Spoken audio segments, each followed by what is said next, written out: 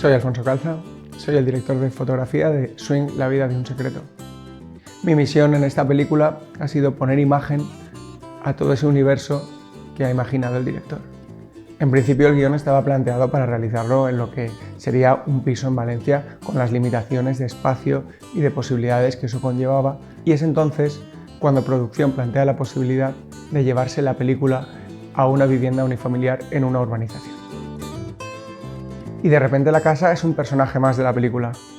Nos plantea las posibilidades de la luz natural, los exteriores, los jardines, iluminación de día, de noche, claves bajas, todo, nos lo da todo la casa.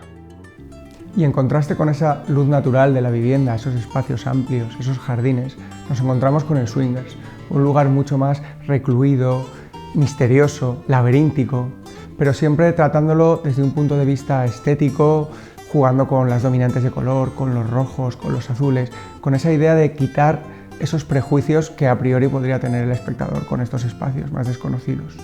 Queríamos hacer una película muy dinámica y para ello hemos contado con numerosos recursos a nuestro alcance, desde movimientos de grúa, cámara en mano, Steadicam, travelings, todo ello para conseguir que la película se te pase en un suspiro.